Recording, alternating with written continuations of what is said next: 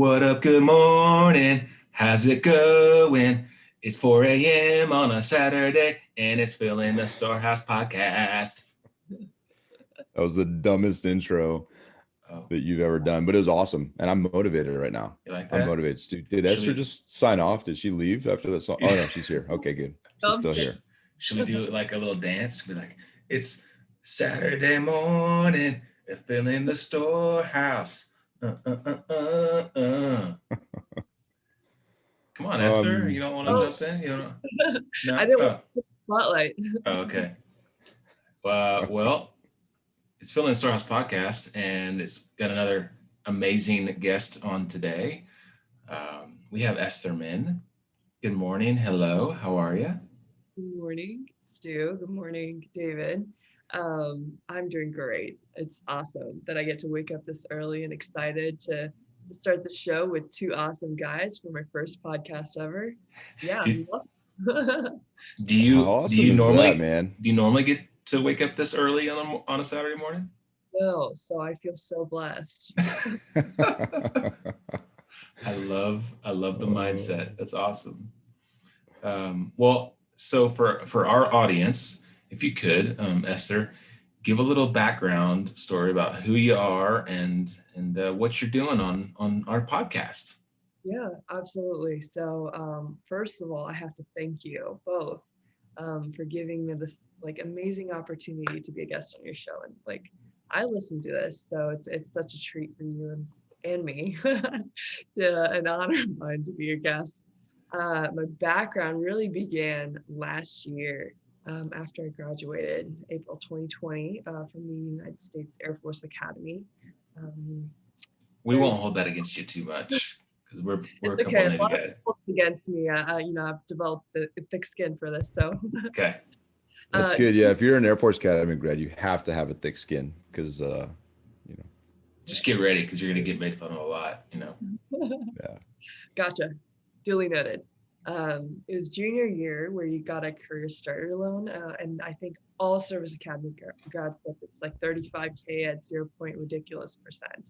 I didn't really know what to do with that money, and so I trusted someone to, aka a financial advisor, to handle it for me, figuring that I would have a really good nest egg when I'm 67.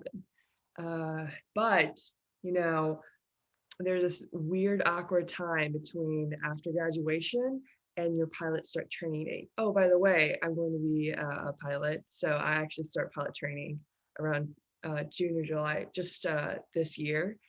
So yeah, I was like, I'm going to take this time to improve myself, to take ownership of my financial education, and become financially free. I actually didn't realize that I wanted to become financially free because I didn't know that was possible. That was a thing. And what really opened my eyes was Rich Dad, Poor Dad. Everyone ends up referring to this book, and I know why now. I actually wrote an article about this book because I loved it so much. But after I read that book and after, having a light bulb moment, I realized that my financial advisor was actually cutting into my my portfolio in terms of my compound interest and her huge management fees. So, I peacefully departed ways with her, and now I'm here. I actually started, which is why I love Storehouse so much. My first journey, my first step was through Storehouse 310. And I didn't have enough capital, and I didn't necessarily I was number one on the waiting list for a turnkey property because you're very popular as well. But I ended up getting the opportunity to private money lend in a passive way as a promissory note. And I was like, this is awesome. And I eventually did this with other people that I trusted, that you vetted, that a lot of people in my circle vetted. Thanks to Michael Barnhart and 𝐲𝐭, I was able to be on an 80-unit syndication, my first multifamily ever as a limited partner as a 23-year-old who just graduated from college. I mean, someone took the leap for me, especially when I didn't think I had enough capital. I actually used my retirement funds.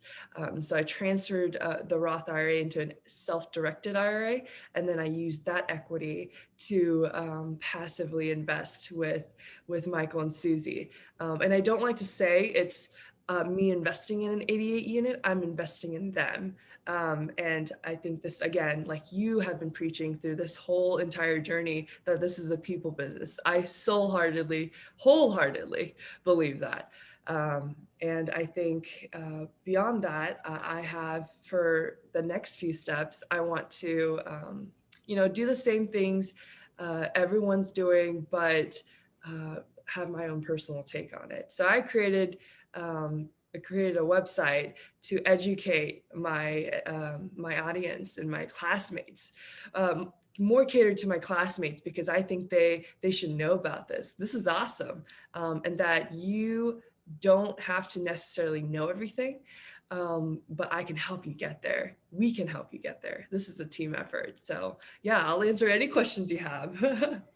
So there's so much just in your intro, and I think I want to highlight a couple of things why we were so excited to have you on the podcast. One, I'm shocked, but completely honored that we're your first podcast. So I'm like, yes, it's just a pleasure to have you on. But I wish when I was 23 years old that I was talking about these varsity level just things that you're talking about, right? Self-directed IRAs and pulling my money from doing the diligence on the money managers and finding that, trusting in myself to be able to do better than that and recognizing the fees taken. I mean, all the stuff that you just highlighted are huge things that it takes people decades typically to get to that spot of financial literacy.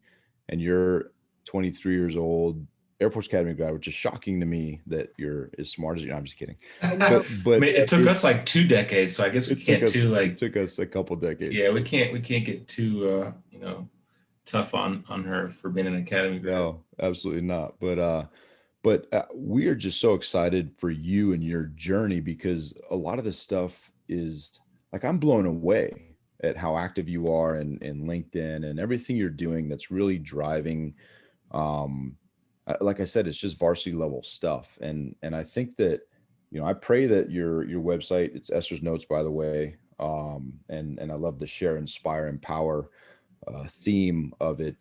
But I know it's going to impact people. And I pray that impact is very quick and soon, and your classmates are embracing this, and beyond your classmates are embracing these concepts, just to be able to at least have their eyes opened, which is huge. And I'm just curious, was it all just, you're just one day like, hey, I've got some time, I'm stashed, I'm curious on financial independence? Like, that's just how that worked? Or what impacted that? What was the trigger? I'm curious. It's a great question. I think my favorite part about this whole thing has been people.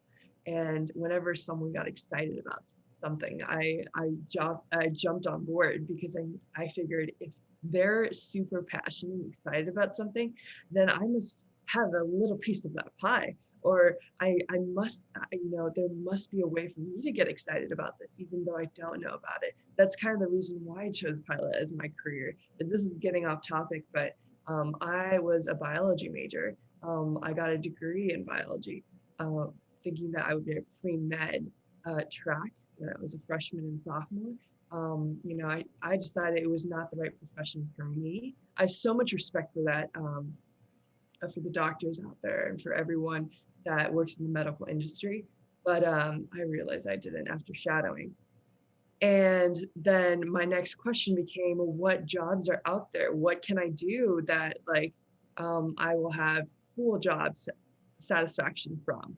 And, the more and more I talked to people, the more I realized there's a lot of pilots out there that loved what they were doing. And I was like, I want to be surrounded by that energy. Like, I want to be surrounded by people who love going to work today, who are passionate about what they're doing, because they're bound to be smart and know, because they're passionate about flying.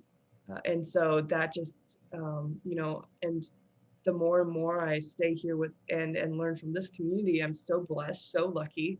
And I realized that I didn't make a mistake. The more I realized I made the best decision for myself. And then with answering your question, David, it would be really just Michael Barnhart. I mean, I don't want to name drop, but Michael Barnhart was the one who kind of like led me, fed me with education as a mentor. And now I'm going there out on my own, and but not on my own, because it's really just all the people surrounding me that are lifting me up, giving me warm intros, giving me a chance, and thinking very highly of me. So at first, possibly, it was because I wanted to feel empowered by my own financial career, in terms of what decisions do I make. I had no idea. I couldn't read the financial statements that my financial advisor was giving me. I just couldn't understand what they meant. And I was so set on trying to find out what they meant after graduation. And then Michael had posted something about real estate. And I was like, what is this? I want to know more about it. And so he he touched my life, and I reached out to him. But I'm just so curious, what if, we educated, or I was able to empower, inspire, or inspire, share, inspire, and empower everyone that, knew what the things that I knew. Can you imagine, That's so That's awesome. awesome. Hey, real quick, sorry, Stu, before your question. No. I want to make sure that I, connect 1.2 for the listeners, and for, the young folks like you. So how did you connect with Michael? Because he's overseas, right? So what, just tell us how does someone find a mentor like that just completely changes their outlook in their life? That is an amazing question, David. Thank you. I mean, I don't know if it's amazing. No, hey, I mean, she's the guest. The guest is always right. Nothing that David says is really amazing. Dude, don't be jelly. Well, Michael was actually my genetics professor at the Air Force Academy. Oh, so nice. I actually had this personal relationship between professor and student. We were also on the same research team together. So he was kind of like that mentor to this team. And, the way we interacted, the way I saw him as he taught the class, he was very knowledgeable. I knew that I could trust him, and that he knew what the students needed to know. He was always willing to listen to feedback. I trusted him as a person. So that's the reason why I trusted him. And that's a great point. That's a great point. And I would just encourage people, it's not that you at some point took action to seek out, reach out, whatever it is that you did, you took action. And a lot of people, this is where they falter. You took action to engage that person and say, I'm here, invest in me. And people older guys, I don't know how old Mike, I think he's younger than we are, but guys like us, gals like us want to pour into people, or at least people who have an abundance mindset and want to bring others around, because all boats rise with all boats come up with rising tides, right?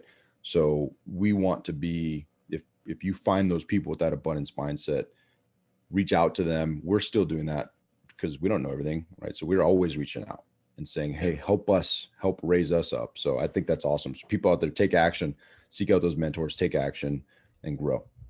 Well, I think that's a huge point, David. I mean, so we got connected through Michael Barnhart, and he had I think he just started the War Room Mastermind with us, and he was on our waiting list, and And then, we talked for the first time, Esther, and like, just same thing. Like, you reached out to me, you're looking for information on our turnkey stuff, on buying, rental properties. And, our first meeting over, I think over Zoom, like it was just, I just saw an immediate like motivation and spark and just something in you that I could just tell that like you are going to be incredibly successful. And I mean, you just started talking about like Rich Dad Poor Dad, and like you created this vision board behind you, and like you show me your vision board on where you want to be and who you want to become and how you want to inspire others and help others and serve. And I was like, this girl's amazing. And so like it fired me up, right? So like your motivation now motivated me to go do bigger and better things. And like how cool is that to where like your mentor Michael kind of reached out to you, you connected me, and now you're a part of the War Room Mastermind, and you have posted stuff as a young 23-year-old junior officer in the Air Force who is on the start of your journey. Like you are motivating old guys like us to go do bigger and better things inside the war room. And you've already created this brand for yourself. Like you've already like thrown yourself out there. You've already started your thought leadership platform. You already have your avatar of people that you want to connect with and that you want to help grow. And I don't see 23-year-olds doing this. You're about like 20 years ahead of us. No big deal. Right. And like it motivates the heck out of me and I love it. And so, I don't even know where to go with this. I'm just fired up. Right. So I think this is just like, if you could, people that are listening to this, like rewind just this section and think about where Esther started, like what, less than a year ago, right? 8 months ago. And where you are now, and just understand how much growth has happened in such a short period of time. What do you like? So I guess that's a question, Esther, is what do you think has helped you grow this fast? Like what has been the catalyst for that growth? That's really good. It's a really good question, Stu. Not as good. Not Yep. Don't Yep. Thanks, Esther. It is a really good question. Don't try to pet his head and hug him. Like he knows where the good questions come from. Well, I think the catalyst was initial flight training in Pueblo, Colorado. There was a specific pivotal moment in that month last year. It was around the end of November is when I finished. But it was not easy. It was not easy because I've never learned to fly, never really had that former experience. And then now I'm thrown into something where you have to learn how to fly a plane. You basically fly the plane by yourself. And you can't die/crash. Don't die, Esther. We don't want that to happen. Goal number 1, do not crash airplane. I think that's good. Yeah. That was my goal. And I had that pivotal moment there where I struggled. I was like, I remember thinking to myself, I need to think of a different AMSC. Like taxiing back from the runway, I was like, man, space is starting to sound a little nice, but I held on. Again, I was talking to people that kind of took care of me and was like kind of mentoring me in the process and be like, hey, things worth having aren't easy, and this is not easy. And to me, I took it as a sign at the end that even if I wasn't good at it in the beginning, over practice, over time, and over mindset, over a good attitude, you can achieve anything. Anything is possible.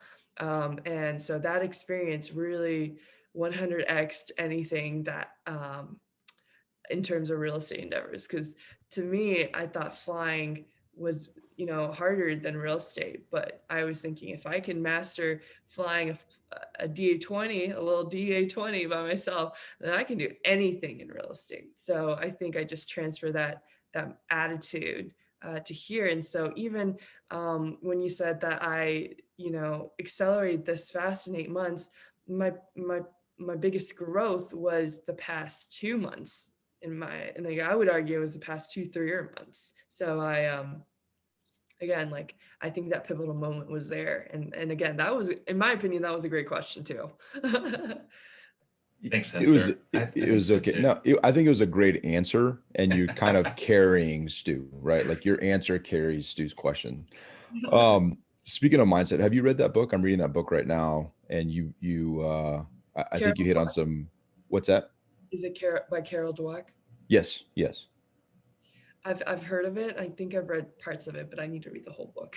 No, it's great because what you just highlighted is a lot of the things that she preaches of mindset, and the fixed mindset individuals typically when they face a challenge like the one that you described, they don't excel. A lot of times they quit, and folks with the growth mindset see those challenges in front of them, and they see them as growth opportunities, and their pride doesn't get in the way, and they're able to excel and push past, because at the end of the day, the practice and the drive, that's what makes people great.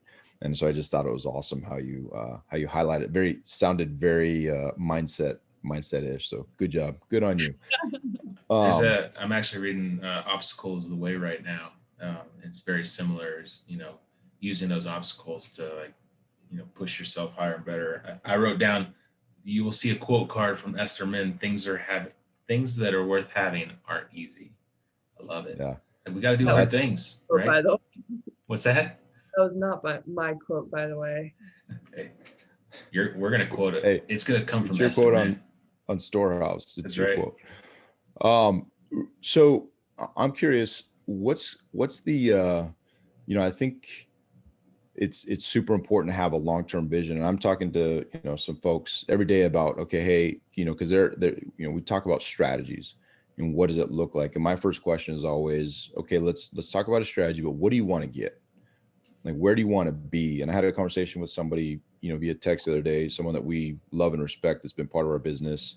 And he's like, hey, what stage are you guys in and where are you at? And so I started talking to him about leverage and my views on leveraging properties and paying properties off. And I said, but at the end of the day, Stu and I have spent hours talking about the end state.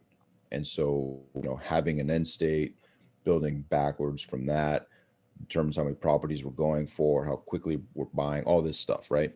And so I'm kind of curious, what's your, like, that long-term goal? Because you have, what I see in front of me is somebody who, at the time that your commitment is up, I'm assuming it's the same as the Navy, you have an 8-year commitment after wings.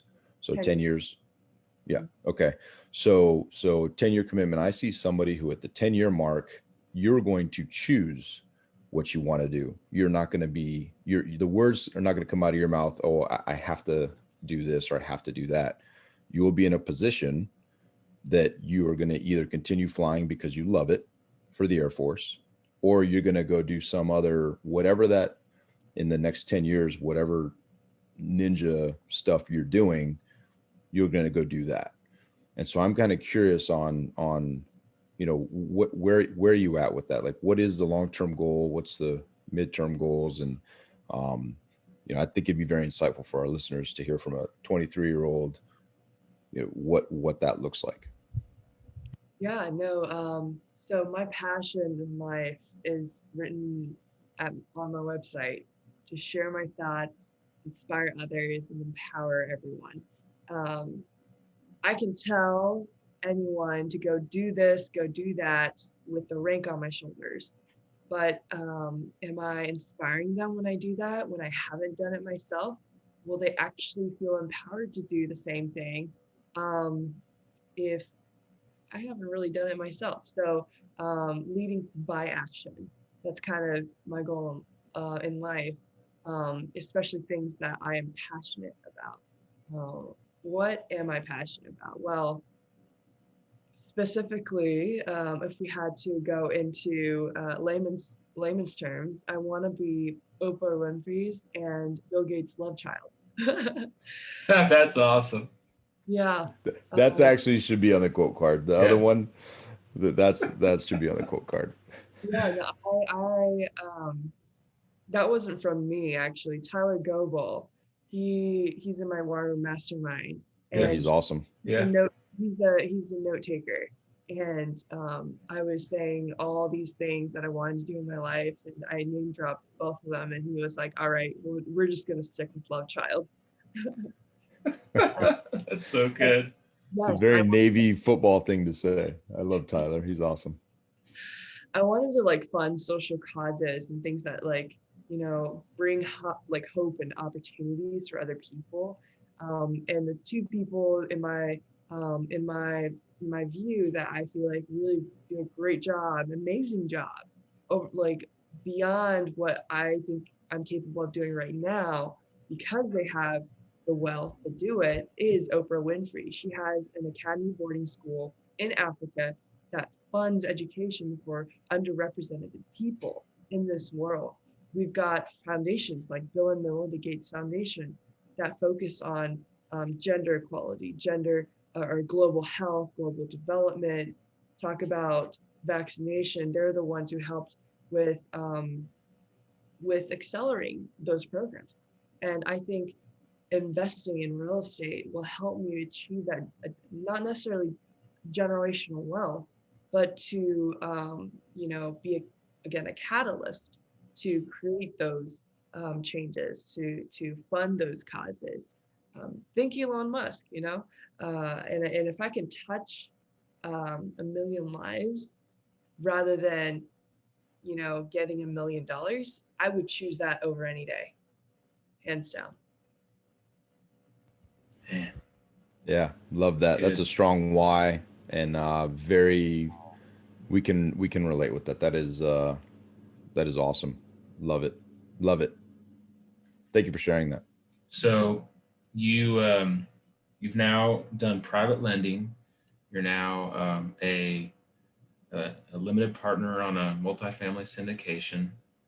You've joined the War Room Mastermind, and you've created your thought leadership platform to inspire, empower others, and you're starting flight training. I think that's a pretty good start as a young 23-year-old. And so, David and I recently, so we had another podcast episode with Stephen Heptig, also an Air Force Academy guy. Man, we've had a lot of Air Force Academy folks on our podcast recently. But yeah, we were talking to him about financial education and how we get in front of more young adults that are leaving college or leaving high school and kind of starting their first careers. I made a bunch of dumb financial decisions in college, leaving college early on, and we recently kind of had some thoughts and motivation to kind of get more information out, through Stephen's platform of 𝐲𝐨𝐼, our platform. What type of financial education have you received, and what do you think would be some good advice that you've received from somebody else just recently that's kind of helped you kind of skip this path? And I know Rich Dad Poor Dad was a big piece of like the mindset, but honestly, that book is really more mindset. It's not like action steps to take to get yourself in a good financial position. So, from what you've received so far in this 8 months of growth, like what would you say is some other good advice for people, just like you in your situation that we can kind of spread to others? Right. So I can think of three, on the top of my hat. In terms of steps, I would say number one, find good people. Find people that That's good.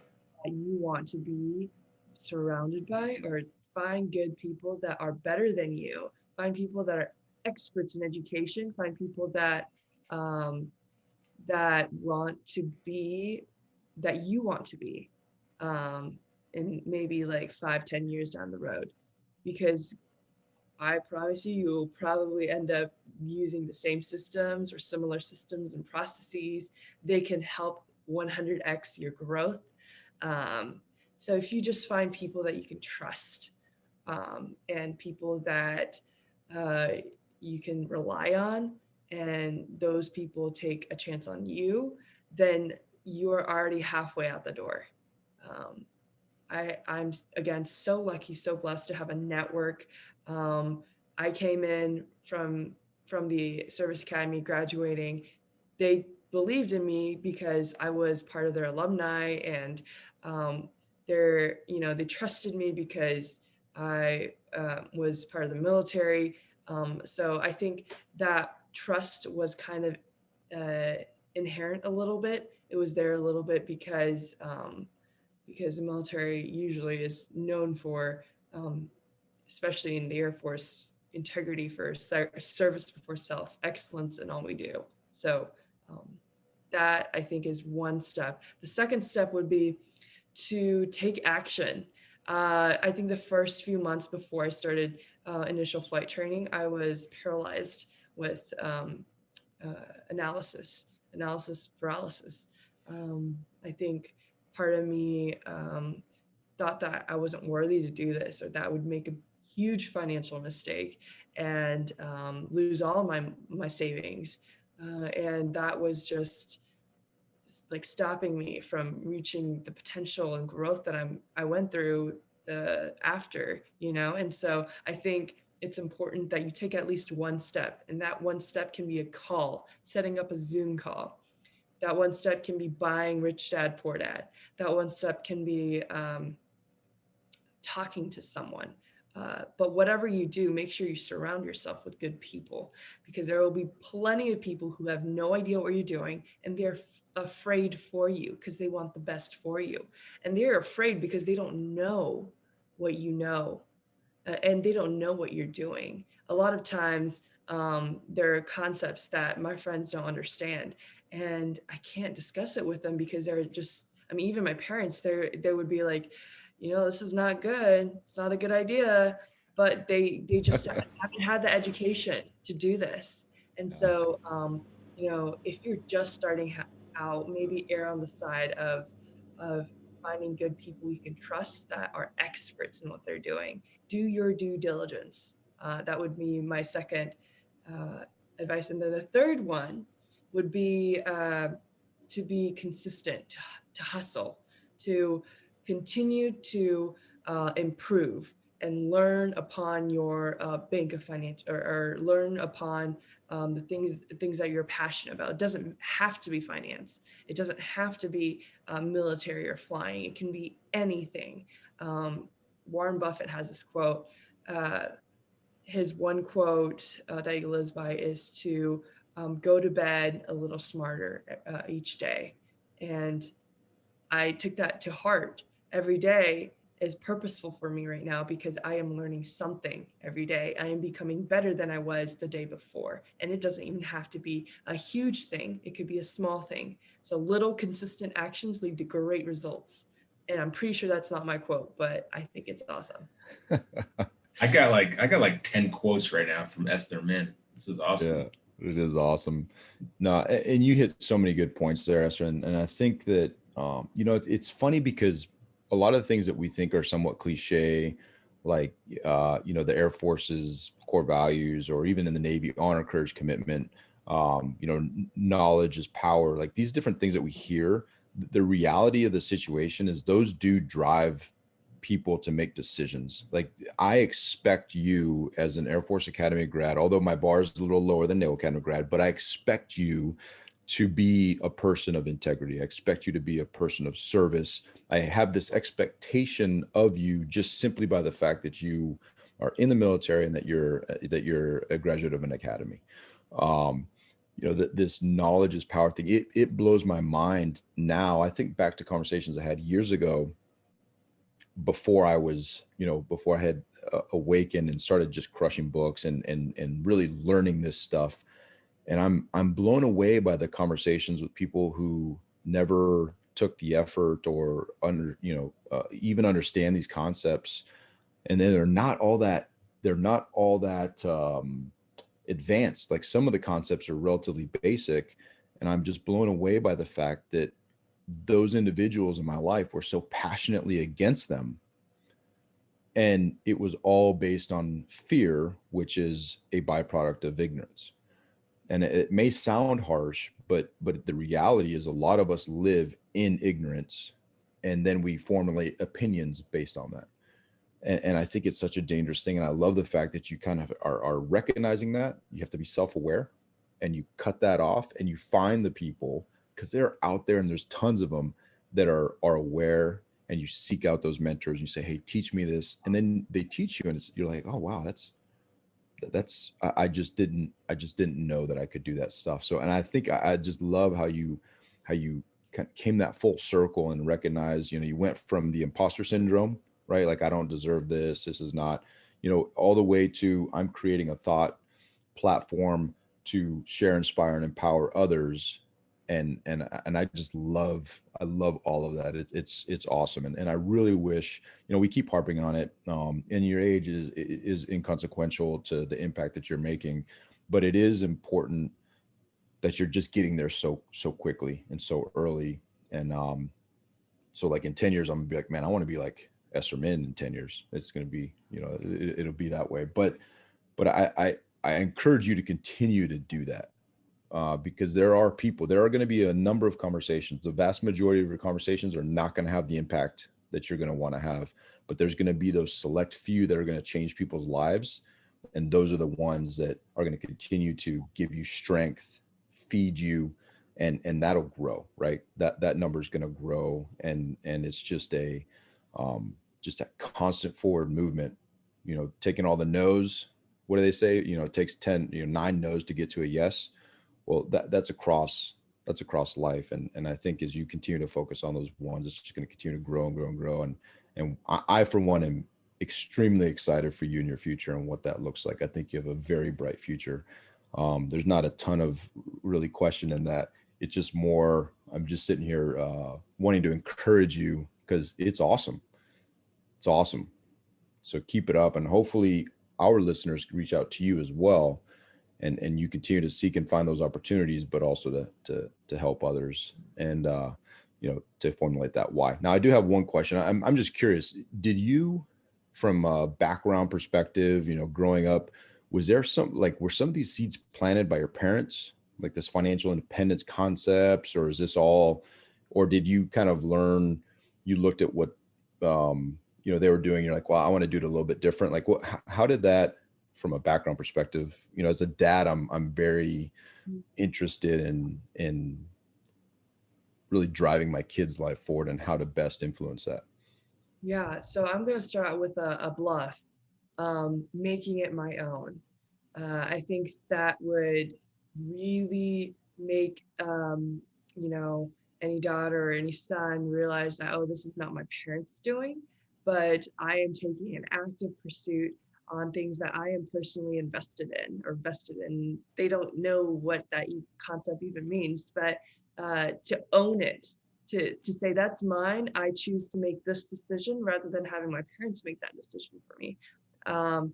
It's funny that you say that because the only financial career advice that I was given that is helping me right now from my parents is to save, or at least do a good job of cutting costs, because fees or anything in terms of having to pay for subscriptions or having a huge amount of balance on my credit card. Those are things that my parents were heavily emphasizing when we were young.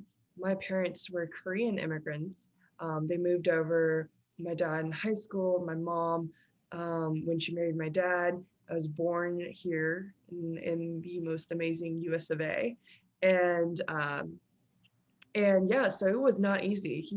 He's actually served as an Army chaplain for 22 years. But when I got my junior career starter loan, he was against it. He was like, don't do that. Like, you can't like do that. It's bad debt. And I told Dad, hey, all of my professors say it is probably one of the best loans you can get. You should get it, invest in the stock market, and you can probably get like 10x returns. And I was like, oh, my dad doesn't have a degree as as many degrees as my professors. And I came to a realization that like I respect my dad, but he was worried about me. He was worried about the things that he didn't know, and he wanted to help me. And to help me was to stop me from getting that loan. And once I made those connections and those realizations, I realized I'm on my own. I have to make those decisions myself now because, again, who you take your advice from can really impact the way you shape your career, whether it's finance or it's your own personal work life or fitness or relationship. It's very, very important of who you choose to listen from, and make sure that they actually care about you. My parents cared about me, but they weren't experts in education. Same thing with some of those friends that you might have that they care about you, but they don't know much about real estate. So you got to be careful with who you listen to. So I think that really helped me. And then I think that is probably the biggest factor for me.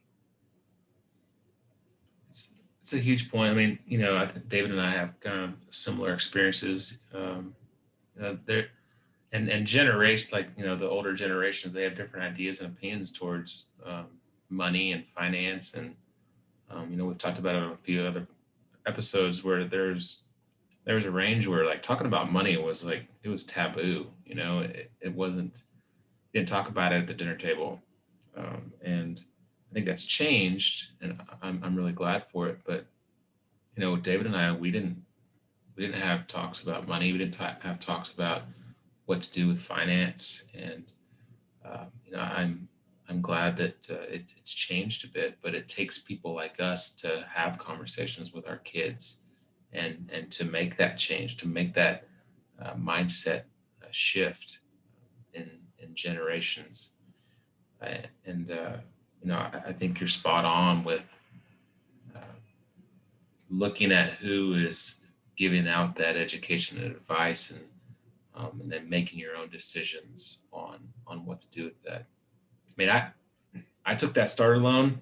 I went and bought a car. I bought a Chevy Tahoe. Like, it was so dumb. Like, it's good, man. That's a great investment. It's a great investment, Stu. Yeah, it was so bad. And then, I left college, and I just drank a lot of beer, and had lots of fun, and I got myself into a lot of debt, and I put myself in a hole from day one.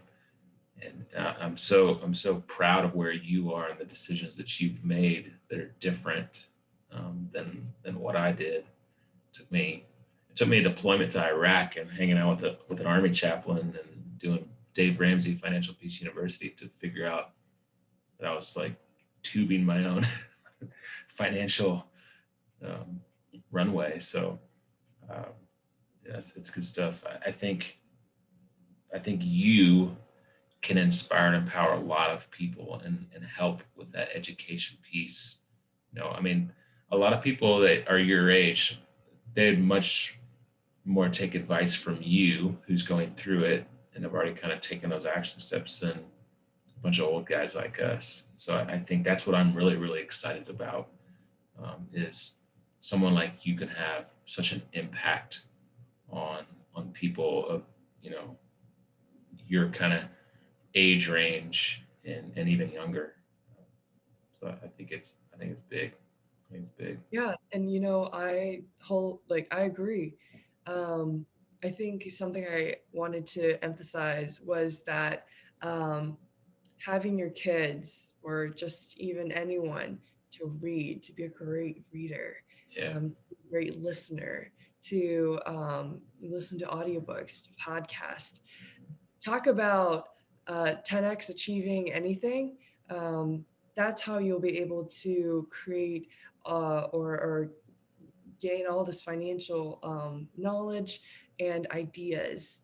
I personally don't just listen to finance related podcasts. I listen to a whole, list of things from health, from technology, from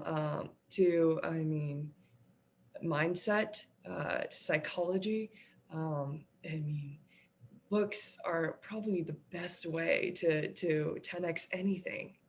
Yeah, that actually reminds me. I wanted to bring up because I'm seeing through your own platforms and your social media of all these things that you're getting yourself involved in, and you taking action to put yourself into these communities and get your name out there. So you're a DoD Reads book reviewer. You're part of the Air Force Academy. What is it? The Young Entrepreneurs Alumni Association or something like that. What's it called? Ambassador.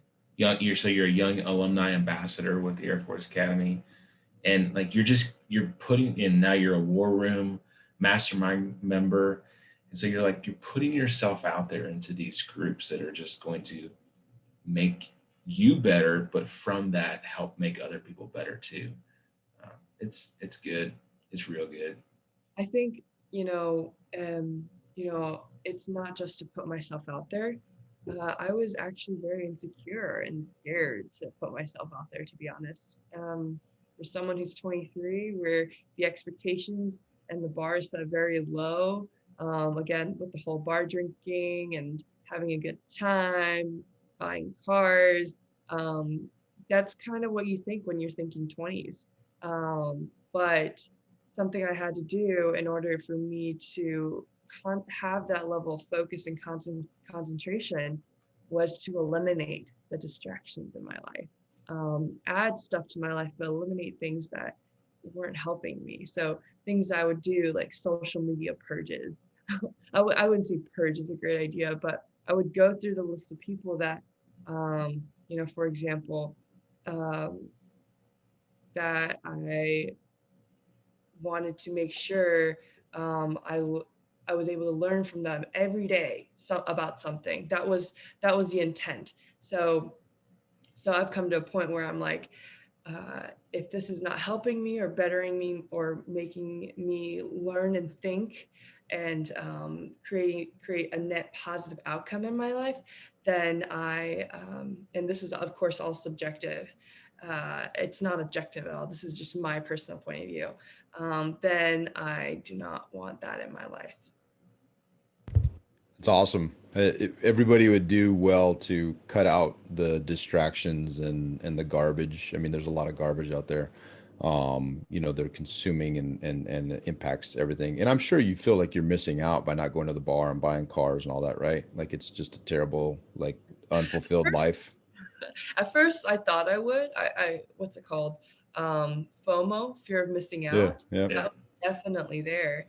But I think you got to start out small. You can't just bite the whole pie. Your mouth isn't going to be able to eat the whole thing. You got to take one step. Well, David's might. One day at a time. Crush some pie. I'll crush a pie. So I would do that. And then it got easier and easier. I got more confident in what I was doing. And then at that point, at this point right now, I've come to a realization that if anyone walks my path and says something negative, and they might have a bigger rank, or a higher rank, or if they're all about being Mr. Popular or Miss Popular, just like any other 20-year-old would worry about, I would be like, there must be some kind of something going on in their life to act and feel that way, to belittle someone. Because an empowered and a true confident person would not be a bully. Or, for example, if you were, if you had rank and you're using that status to do something, that is not, first of all, that's not really healthy. But second of all, like, that person must be having a bad day or a bad year or a bad situation in their life, and they just can't get out of it. So I try to put it in a point of view where I'm looking at them and like, there must be something going in their life. They're not evil people. They're just not enlightened. They just need a guiding hand to help them to realize that, it will be okay. It's just a mindset. And things will always be thrown out to you for no reason. And you may come out of the worst of circumstances, but with a great attitude, with the right people, you can come out of it. And I want to extend that kind of opportunity for people, not just in America, but to the world. It's awesome. I love the vision. Love the vision. Love and it. when you're talking about like helping people out and people are knuckleheads, are you talking about Stu? I considered it. Just kidding. No, that's awesome. Okay. Esther, this has been great, and I know that we are just so grateful for your time and for getting up at the 4 o'clock. Stu did the 3:30. I did the 5. So I'm the most lazy of the group. Seriously.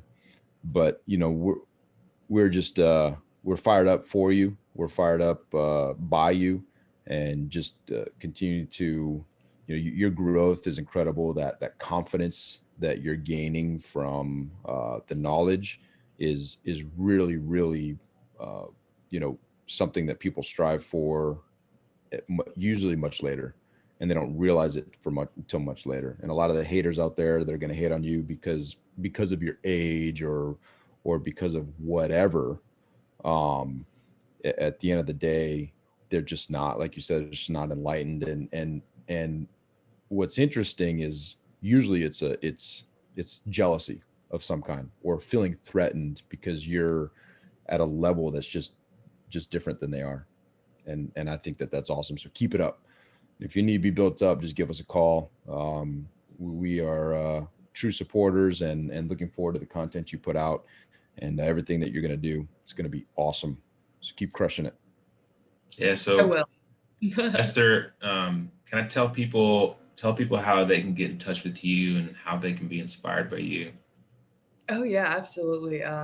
So if you go to 𝐬𝐴𝑠TER'sNotes.com, by the way, if you had asked me why I called it Esther's Notes, I'd be like, great question. The reason why is because Bill Gates has a blog that's called thegatesnotes.com, and it's probably one of the most successful blogs out there. And I was like, why not emulate the greatest? So I called it Esther's Notes. Nice. So, that's awesome.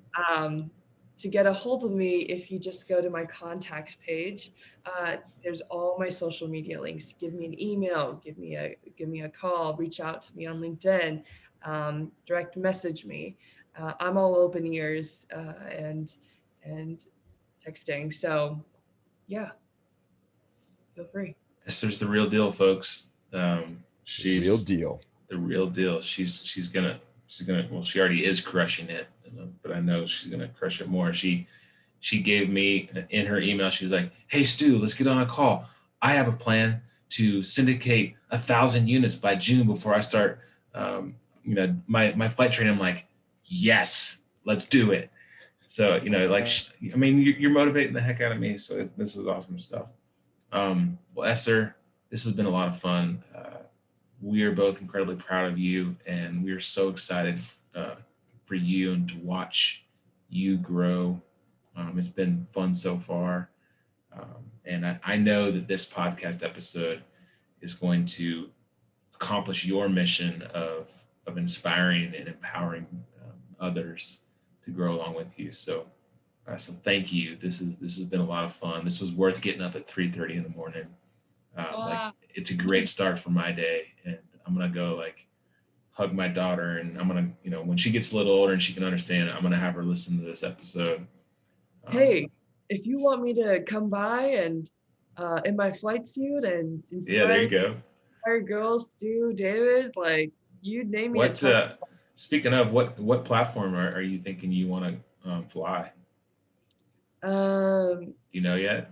I feel like man, I don't know, but I feel like I can be inspired flying something pointy, but I can also love what the big fat boys do at the.